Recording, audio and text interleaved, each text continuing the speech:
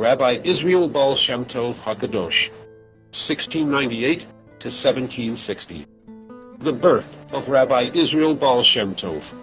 Rabbi Israel Baal Shem Tov HaKadosh is one of the giants of the spirit who arose in the Jewish people, a righteous man who left his mark on future generations, up to the present day, and as the years go by, his influence is growing and expanding. He was born in the month of Elul 5458, 1698, in the settlement of Carpathian in Podolia, now Romania, to his father Rabbi Eliezer, who was a hidden tzaddik, and to his mother Tzaddikat Sarah. His birth involves a miraculous story. Once bandits attacked the settlement where Rabbi Eliezer and Sarah lived. They took Rabbi Eliezer captive, while his wife managed to escape to another city, where she became a midwife and thus earned a living. Her husband was taken to a distant country where no Jews lived and sold into slavery. He served his master faithfully, and his master, who loved him, allowed him to rest on Shabbat. Many times the thought of running away came to him, but then he was told in a dream, "Don't push time, because you still need to be in this country." Things unfolded when his master gave him as a gift to the prime minister and the king's advisor. Rabbi Eliezer pleased his new master, who gave him a private room to live, and no work was assigned to him, except to present a bowl of water to his master every time he came home to wash his feet. All that time, Rabbi Eliezer studied Torah and prayed in his private room. Once, the king consulted with his advisor in connection with the war that was started against his country. But the advisor failed in his mission and was unable to satisfy the king's will. Following the loss in the war, the king was angry with his advisor, and he returned home sad and angry. When his servant Rabbi Eliezer came out to meet him with the bowl of water, the advisor did not talk to him, and the servant asked, "Master, why is your face sullen? Please tell me what is bothering you." The advisor scolded him and chased him away. But Rabbi Eliezer did not give up. He turned to his master again and again and asked to tell him why he was sad, until the advisor revealed him the reason. Rabbi Eliezer replied to him, "God has all solutions. I will ask the Creator to show me how to properly conduct the war and provide you the answer." And indeed, his request was answered from heaven, and the way to win was revealed to him. The next day, he told the answer to his master, who was greatly surprised by the brilliant strategy, went to the king with joy, and laid it before him. When the king heard the details of the heavenly plan, he was amazed and responded, "This is not human intelligence, but divine, and I do not know you as a divine man. It is only if you are a sorcerer." Here the advisor was forced to reveal to the king from whom he received the clever solution to the war crisis. After this, the king decided to appoint Rabbi Eliezer as a military strategist, and he won all the battles. Later, the prophet Elijah appeared to him and said, "Because you bravely faced all the trials, and did not leave the commandments of your God even in difficult situations, a son will be born to you, and will enlighten the eyes of Israel. And in him the verse of the prophet Isaiah will be fulfilled, 'Israel, in whom I shall be glorified.'" When he returned to his home, he found his wife alive, and after some time, a son was born to them when they were close to 100 years old. Rabbi Israel Baal Shem Tov HaKadosh said about this, that his holy soul could have come only to the parents in their old age, after the evil instinct had ceased from them. Rabbi Israel Baal Shem Tov's family was attributed to King David. When Israel was a 5-year-old boy, his father, Rabbi Eliezer, fell ill. He called his son and said to him, "Israel, my son, I see that I must leave the world, and I will not get to raise you. But my love, remember for all your days that the Lord is with you. Therefore, do not fear anything created in the world. Only the Lord. Blessed be his name." Rabbi Eliezer died soon. A short time later, Israel's mother also passed away. Israel remembered well what his father told him before his death. Already at a young age, he began to isolate himself. He would walk alone in the great forests, delve into contemplation, and pour out his heart before the Creator in poetry and conversation that came from the depths of the soul. This is how he was able to rise to higher spiritual levels. The writings of Rabbi Adam Baal Shem. In 1710, when Yisrael was 12, he became an assistant to the infant teacher of a rabbi's house. He would accompany children to school while singing with them songs of faith in God. When Yisrael was 14, the acknowledged tzaddik Rabbi Adam Baal Shem died. But before his death, he commanded his son to hand over the holy writings in his hand to Rabbi Israel from the Okopi settlement. The son inquired with the residents of Okopi, and no one could tell him who Rabbi Yisrael was, until they finally realized that maybe the reference was to the young assistant of the teacher. And indeed, the son of the rabbi gave him the writings. After that, the people of the settlement appointed Rabbi Yisrael as the servant of Beit Midrash. He would study Torah all night in secret, delve into the secret writings he received from Rabbi Adam's son, and during the day he would sleep.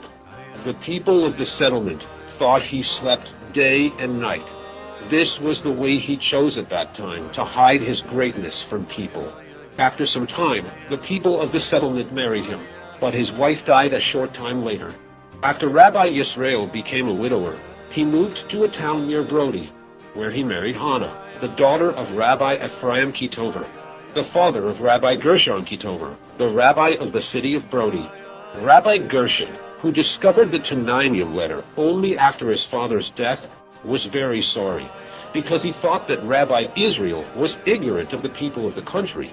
But later, when he recognized his immense greatness, he became one of his distinguished students. When he was about 18 years old, Rabbi Yisrael Baal Shem Tov married to his wife Tzadikat Hannah. He revealed his spiritual ranks to her, so that she would stand by his side and be of help to him. After some time, they had a daughter. Rabbi Israel Baal Shem Tov called her Adel, and said that he took her name from the verse Ashdot Lamo, Deuteronomy 32:2, the initials of Adel. After that, his son Rabbi Zvi was born. Before the Passover, Prophet Elijah appeared to him for the first time. From then on, he continued to reveal himself to him and teach him Torah. However, his main rabbi was Prophet Ahijah the Shilonite, who regularly descended to him from heaven and revealed to him the secrets of the Torah. In 1727, Rabbi Israel Baal Shem Tov settled in a small village and owned a wine shop, Karakama, which his wife managed. During 7 years, he was alone on the other side of the river, in caves in mountains between Kitov and Kosov.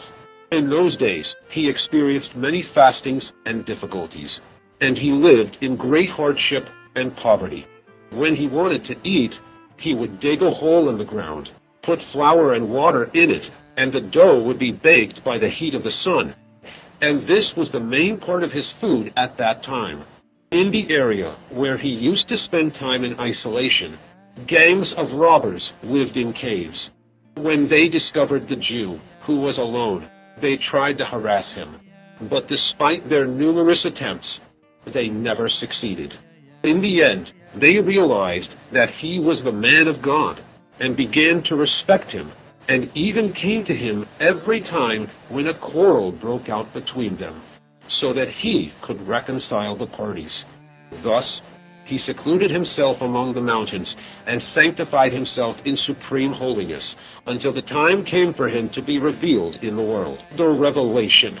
One week, Rabbi Israel would make his way over the bridge across the river, towards the city where he used to buy brandy for his shop. He secluded himself during all week in a rock-hewn cave, studied Torah, and prayed while eating almost nothing.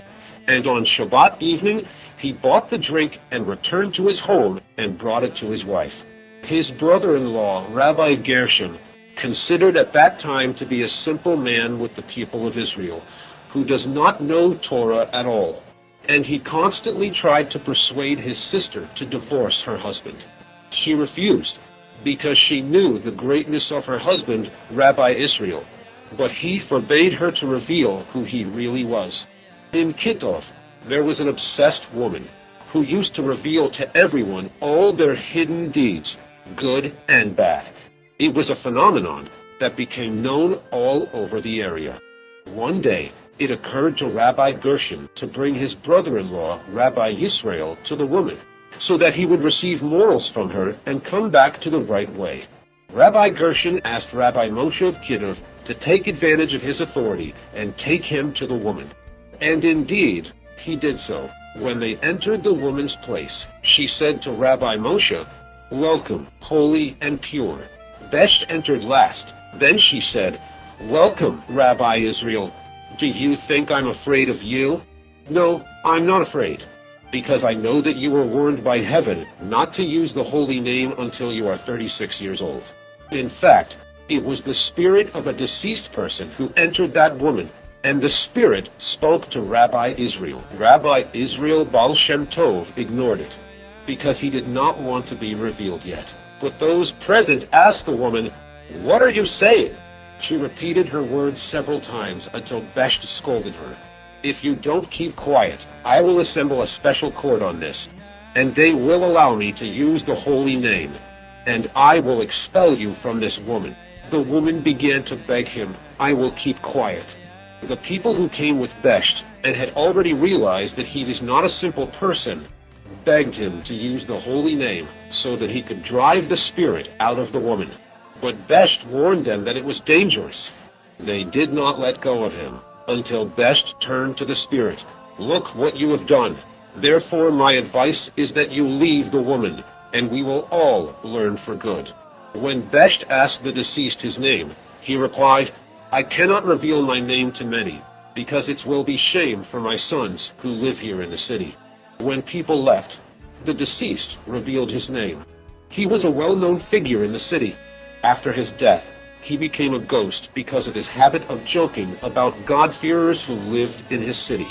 After all, he left the woman and she was safe and sound. From that day on, people in that region recognized the hidden greatness of Rabbi Israel. They did not agree that he should be a wine shop owner, and arranged for him a position as a teacher for children with a rich man. After that, he moved to the city of Tolost, and also taught there. He gathered a group of people around him, and held prayer meetings with them in his home. Prayers that were held loudly and enthusiastically.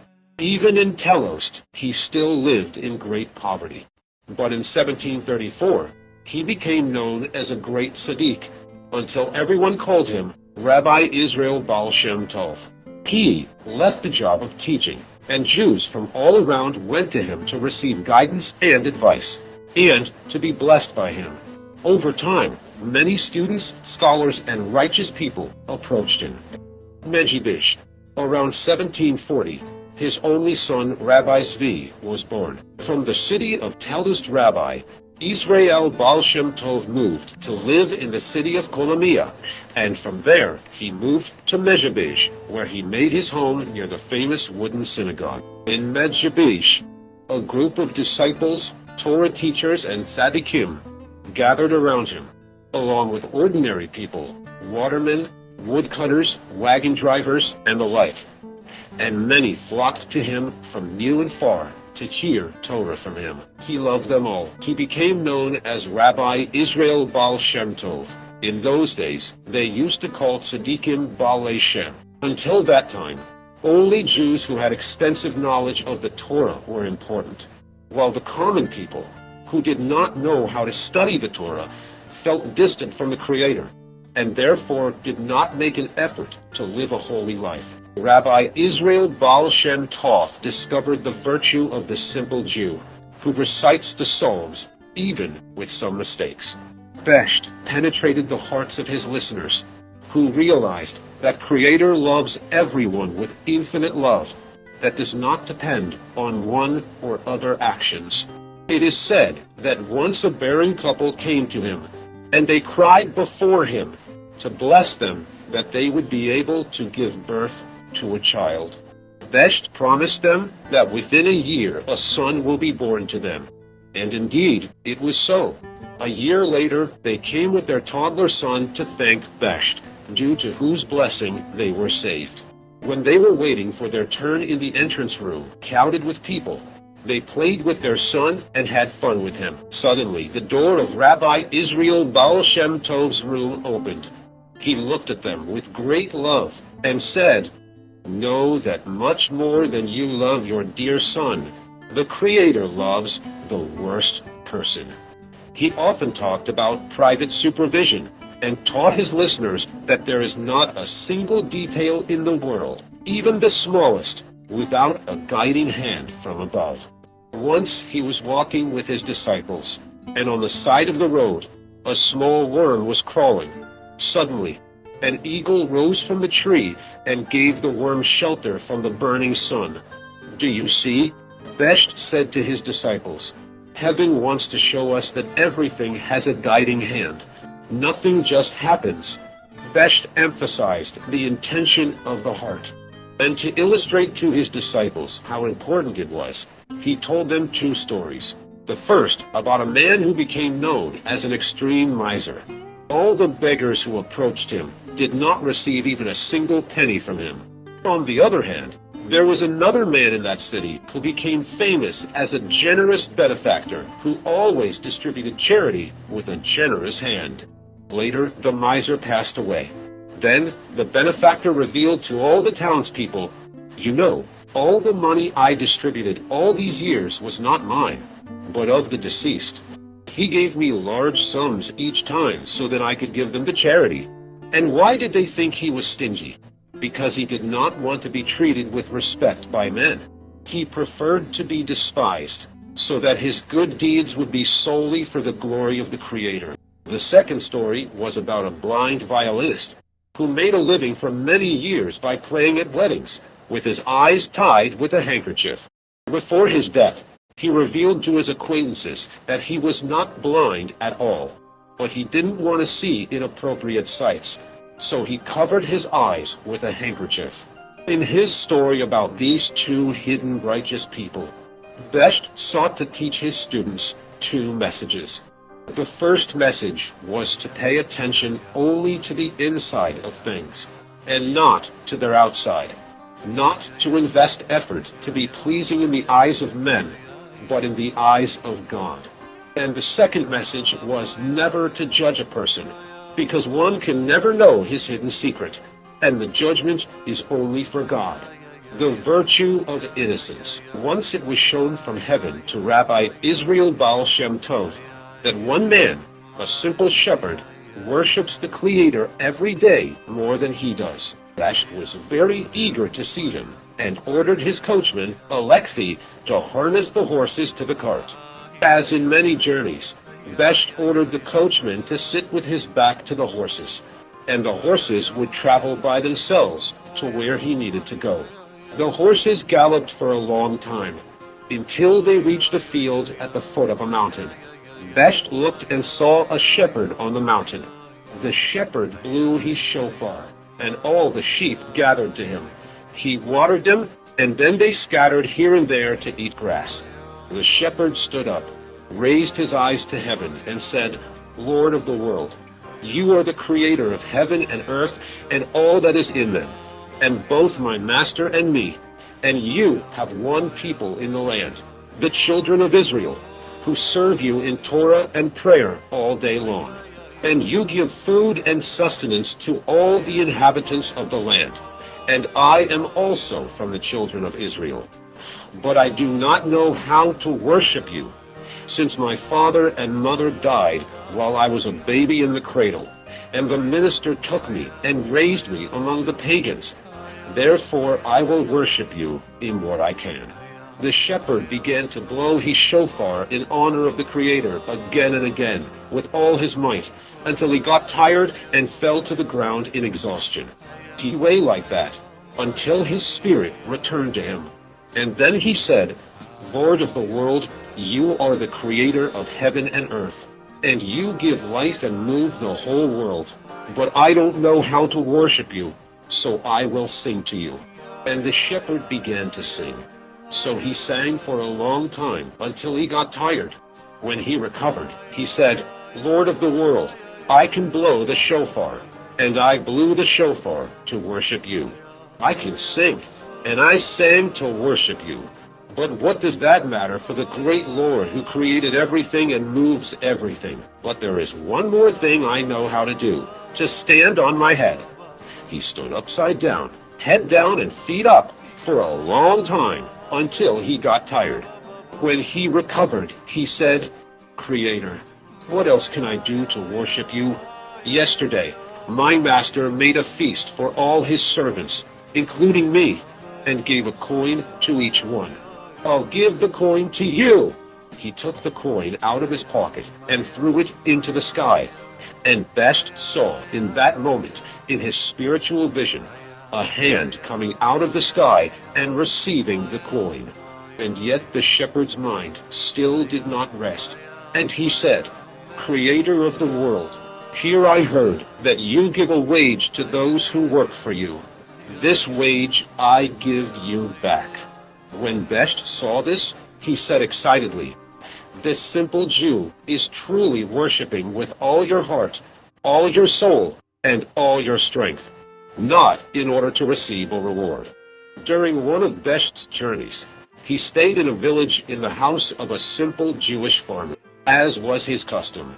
Best got up at midnight for his holy work, and here he saw that the farmer also woke up from his sleep, and took an old siddur, very thick, and began to say with wonderful innocence the whole thing from beginning to end. Shabbat and Yom Tov prayers, Rosh Hashanah and Yom Kippur prayers, Hanukkah and Purim, and all the blessings of the Nahanim, etc. His prayer lasted for long hours, and only when the day dawned did he finish saying the entire siddur. When Best saw this, he was pained that such an innocent Jew would say so many blessings in vain. After the breakfast the farmer served before him, Best warned him about the seriousness of saying prayers in vain. But the farmer replied at the end, "Holy Rabbi, what can I do when I was still a child and my father died and there was no one to teach me? I don't know anything except reading the words. I only remember this, that my father used to pray with this siddur every day. Therefore, I do like to pray with this siddur as well, and thus I feel that I am doing my duty as a Jew, praying every day before our Father in heaven. And now, it is not enough for me that I pray with great effort. I will also receive a great punishment for that." When Best heard his heartfelt words, he asked, "If I teach you the order of prayers, will you observe it?" The farmer responded with great joy, "I will certainly do as you say, provided that I escape the severe punishment." "If so," said Best, "bring me a bundle of straw from the yard." The farmer brought a bundle of straw, and Best took one large stalk and placed it in the morning prayer. Then he placed a small stalk from it in the mincha prayer, and thus marked him for all Shabbat and holiday prayers, etc. Best repeated the order several times, until the farmer knew very well each straw for which prayer it marked, and was very happy that now he knew how to pray each prayer at its time. He thanked Best, and Best went on his way. But hardly an hour passed, and his joy of the world disappeared. The arrangements were blown from his hand, and all the stalks of straw were scattered on the ground. The farmer was broken and lost. What will he do now that he has an arrangement and is not allowed to pray? With his great heart, he ran outside, lest he should catch up with Best on his way. In his running, he reached the bank of the river, and here he saw from afar Best sailing in the river on top of a cloth handkerchief without a boat or a ferry. So he began to shout with all his might, "Rabbi! Rabbi, save me!" However, the distance between them was very large, and his voice was not heard at all. In most of his bitterness, he did not think at all, and took the risk to do something like Best did. He placed his handkerchief on the river, and started swimming on it. until he came close to Besht and shouted, "Rabbi!" The arrangement has fallen. Besht turned his face to him and saw him also sailing on his handkerchief, and understood in his Holy Spirit that his prayers, said in truth and innocence, without any appeals, but for the glory of the Creator alone, make a great impression in heaven, to the point that he was able to sail on the river on top of his handkerchief. Besht answered and said to the farmer, "If you can do the same as I did, go back to your home and return to praying as you always pray." Journey of Rabbi Israel Baal Shem Tov to Eretz Israel. Rabbi Israel Baal Shem Tov longed very much to travel to the Holy Land. One of the reasons for his desire was to meet with the great Kabbalist Rabbi Chaim ben Attar, or Chaim HaKadosh. According to the Kabbalah, if they had met in the land of Israel, redemption would have come, because Rabbi Chaim achieved perfection in the Torah, and Rabbi Israel Baal Shem Tov had perfection in prayer, and their joining together would bring redemption. In winter 1743, Rabbi Israel Baal Shem Tov sets out on the long journey to Israel together with his daughter Adele and his servant Rabbi Hirsch Sofer. The custom of Besht was to travel without keeping any money for everyday expenses. He also did this during his trip to the land of Israel. He made sure every day to cover his expenses for that day, and so he traveled from village to village and from city to city and trusted in God to help him with all his needs everywhere. And so they traveled, he, his daughter, and his servant, until they arrived on the eve of Pesach in Istanbul, Turkey.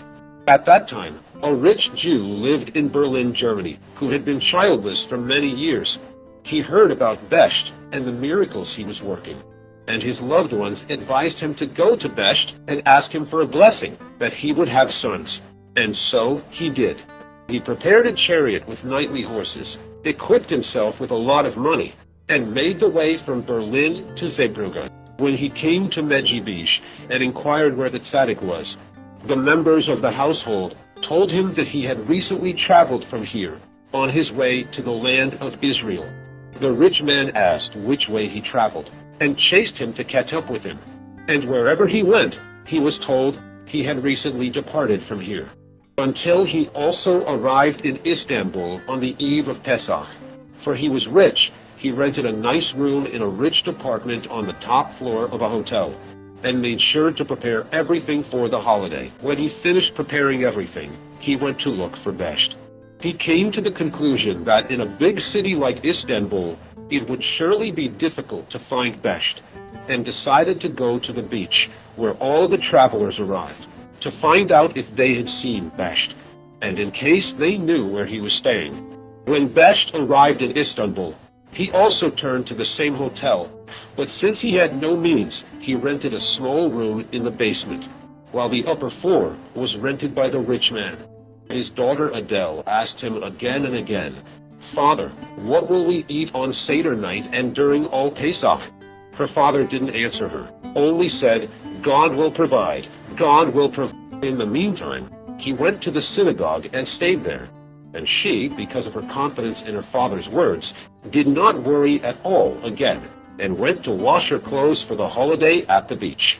When the rich man saw her washing the clothes in water, he approached her and asked if she had seen Besht come here. And to his surprise, she answered him, "Besht is my father, and he is staying in a certain hotel on the bottom floor." The rich man was very happy. What's more, he is there in the same hotel. "Then," he said to her, "you are all invited to dine with us throughout the holiday. We have prepared everything in abundance." When Adele returned and told her father with great joy about the miracle that God had done for them, prepared a nice place to hold the Seder, she did not see any change in her father's face. With his great confidence in the Creator, he knew even before that everything would fall into place in peace, and there was nothing to worry about at all. With his great confidence in the Creator, he knew even before, after the evening prayer of the holiday, Besht went straight into the rich man's room, He didn't talk too much, but immediately started reciting the Seder as he did, with enthusiasm and stickiness. In the middle of the Seder, he suddenly turned to the rich man and his wife and said to them, "I know what you came here for. You have already worked out the salvation." Immediately after Besht said these words, he closed his eyes and lowered his head. It was evident that he was in great distress, and even signs of dying were already visible on him. Everyone looked at him in fear and did not understand the meaning of this. In the meantime, he was suddenly heard saying, "Then I will worship God. Blessed be he forever and ever." Moments later, his face lit up with a great light, and great joy washed over him. Later, when his daughter, Adele, asked him what was going on with him in those moments, he told her, "When I blessed the couple that they would have children, a great accusation came on me from heaven, and I was told, 'This couple is barren from birth,' and it was impossible for them to give birth at all. Now, because of the blessing you gave them, the systems of nature need to be changed for them. So, it was decided that they will take all your part in the next world." When I heard this, Besht continued, I happily said, "Then I will worship God without reward in the world to come. That way I can serve him without any contact or personal touch at all." When my devotion to the work of the Creator was seen in heaven, they stopped and said that I will win again in the next world, and the barren couple will also win sons. From this came the great joy and light in my face. He continued to recite the Seder with great enthusiasm, without any unnecessary talk. And when he came to the verse from the Psalms, "He alone does great wonders," he repeatedly said the words, "He alone, with a great emphasis. At that very time, a real drama took place in Istanbul. The Sultan, under the influence of his ministers and advisors, sentenced all the Jews to death on one day, the first day of Pesach. The ministers swore to each other that they would not reveal the decree to anyone from the outside, so that the Jews would not act to cancel it, and whoever leaks the plan, he will also be killed. Among the ministers, there was one minister who loved Israel. Horrified by the cruel decree on innocent people, women, and children, he went in a panic on the night of Pesach to the head of the Jewish community and secretly revealed the plot to him, adding, "My life will be in danger if it becomes known to the Sultan that you know about this decree, and therefore I cannot advise you to try to influence him. However, I only came to inform you so that you know about the trouble that is about to come upon you, and know what is in front of you to give advice on the matter." The head of the community immediately summoned the rabbis of the city to consult with them together about what to do. They decided that since the Sultan's old mother loved Jews, they would go to her and consult with her wisely about what to do. They quickly finished making the Seder and went out together to the Sultan's mother's palace. On their way, they passed by the hotel where Besht was staying and heard how he repeated over and over again the verse, "To do great wonders alone. He alone, they said to each other. If this Jew had known about the terrible decree hovering over the Jewish residents of the city, he would not have been so enthusiastic. When they arrived at the queen's palace and asked to enter it urgently, the queen was very frightened. She realized that something unusual had happened. As always, she received them with a warm welcome. They told her about the decree that her son planned for the Jewish residents of the city, and begged her to use her wisdom to cancel the decree, without her son knowing that they were with her. By the grace of God, the Sultan's mother came up with an idea. She immediately went out, even though it was in the middle of the night, to her son's palace and woke him from his sleep. The Sultan was startled and stood up anxiously. "Listen, my son," she said to him with a frightened face. My husband, your father, the late Sultan, came to me in a dream with his face sullen and told me that he has no rest and peace in the real world because by the next morning there will not be a remnant of his sons and grandsons left, and they will all be lost forever and ever. Tell me, my son, what terrible thing happened in the royal palace, because of which our family was decreed to such a terrible torture.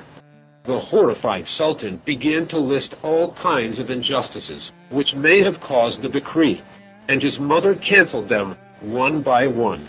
No, it is inconceivable that because of this injustice, such a terrible decree would be decreed upon our family. She asked to see the Sultan's personal notebook. She started flipping through it, until she came to the page where the decree on the Jews was written. Here her face contorted, and a cry erupted from her mouth. What? Passing such a wicked decree on the Jews? And don't you know that everyone who wronged them in the end did not end well? Pharaoh and his soldiers drowned in the Red Sea. Haman and his sons were hanged on the tree, and so many more. Cancel quickly this decree, lest it be too late. Out of fear, the Sultan immediately tore up the written decree on the spot, and assured his mother that it was null and void. The queen returned to her palace and joyfully announced to the head of the Jewish community and the rabbis who were waiting for her that the danger had passed, and they could return to their homes, and inform the Jews that they would thank God for the great miracle he had done for them without their knowledge. On their way back, the members of the delegation again passed by the hotel where Besht was staying, and heard to their surprise how he was still standing with the words, "To do great wonders alone, he alone, he alone." But now they noticed that he was saying this with joy, much more than what was heard earlier. The next day, rabbis in the synagogue told all the worshippers about the great miracle that happened that night, and casually mentioned the strange Jew who repeated the words "alone" many times. Besht, who was present in the synagogue, passed by them without them recognizing him. If it wasn't for this Jew, the great miracle would not have happened. The couple wanted to give Besht a large amount of money for the blessing in their heart, but he did not agree to take it, but only that they give him and his daughter, and used it as travel expenses for sailing to the land of Israel. Indeed, they gave them the necessary amount, and on the first day of the Passover holiday, they rented seats on a ship to Israel.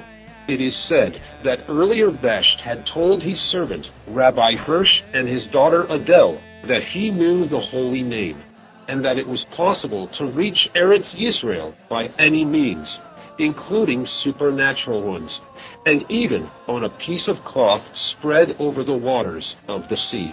And so they could reach the port of Jaffa in the land of Israel, but on the condition that they would not stop directing their thoughts to this holy name, even for a single moment. Adele responded immediately that she was ready for this. However, Rabbi Hirsch was afraid to undertake such a thing. Therefore, they set out on a journey in a natural way. At first, the voyage proceeded on calm waters. But suddenly, a strong wind began to blow. The ship tossed like a nutshell in mighty waters. Trying to save themselves, the passengers began to throw various things into the water to lighten the weight of the ship, but it didn't help.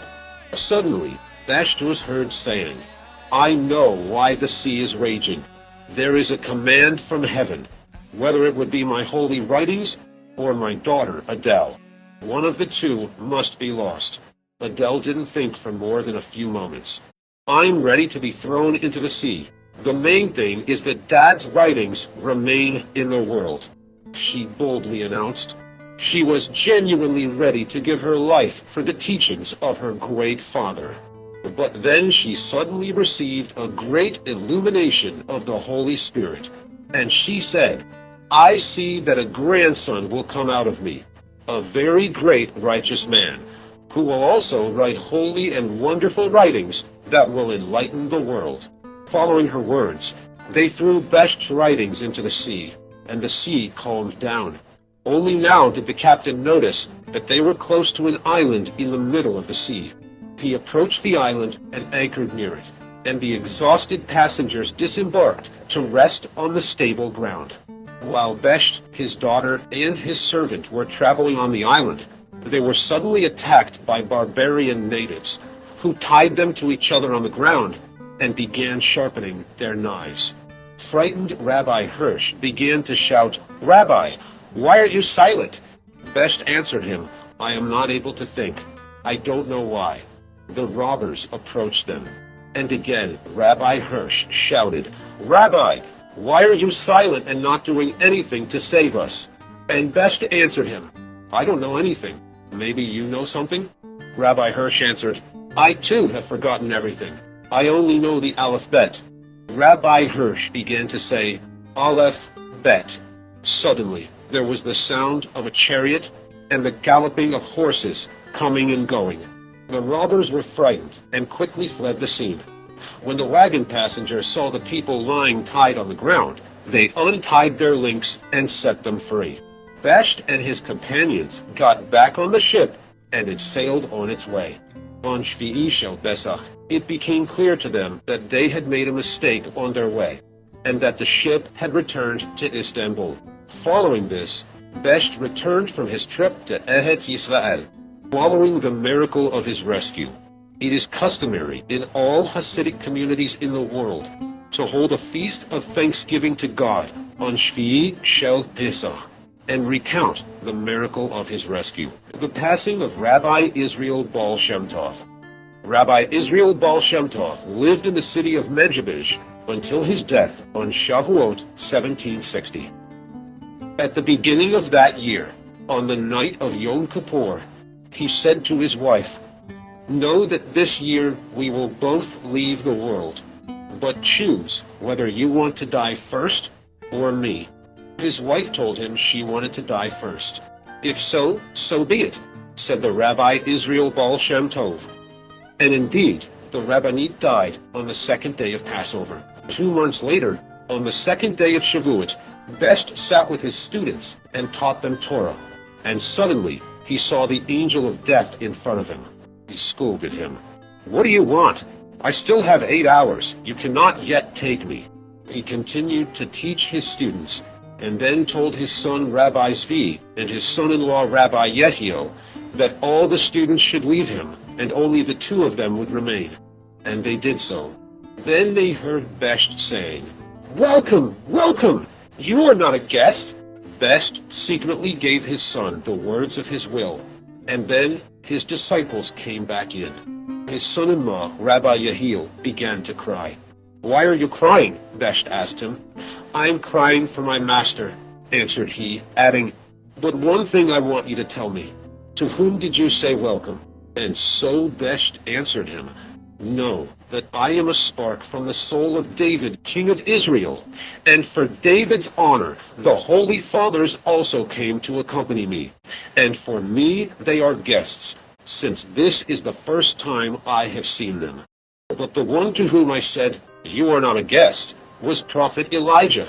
I remember well that he is not a guest, because it has been 36 years that he has been with me. Surely he is not a guest. Then the angel of death entered again. Besht said to him, "Why did you come? I still have 2 hours, but what will I do? I will leave them to my son." Then Besht placed his head on the bed and returned his pure soul to his Creator. His holy sign, the holy grave of Besht, was situated in the ancient cemetery of Mazivaz, where at the time there were graves nearly 300 years old, from the beginning of the Jewish settlement there. According to the commandment of the Rabbi Israel Baal Shem Tov, his grave was situated to the right of the Tzaddik's Rabbi Leibush's grave, who was one of his faithful followers and was living about 2 years before him. According to the chart preserved in the hands of Rabbi Moshe Bick, the last rabbi of Medjugorje, the following were buried on the right of the Besht's grave: his student, Rabbi Zviev Kitzaz, the judge, Rabbi Monish, and in a later period, the rabbi of the settlement, Rabbi Dov Berish the Cohen Rappaport. To Best's grave there led a path, on the left of which lies Best's grandson, Rabbi Ephraim of Sedlikov, and to his right, his other grandson, Rabbi Baruch of Medjugorje. On the right of Rabbi Baruch lies the Tzaddik of Avta.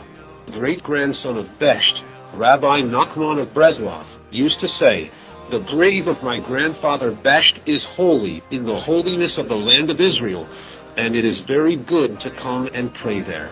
He himself, even as a small boy in Medjugorje, would often come to pray at his grandfather's grave.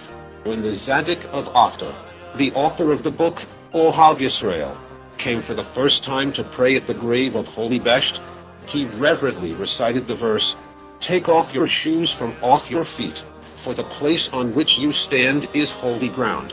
Exodus 3:5.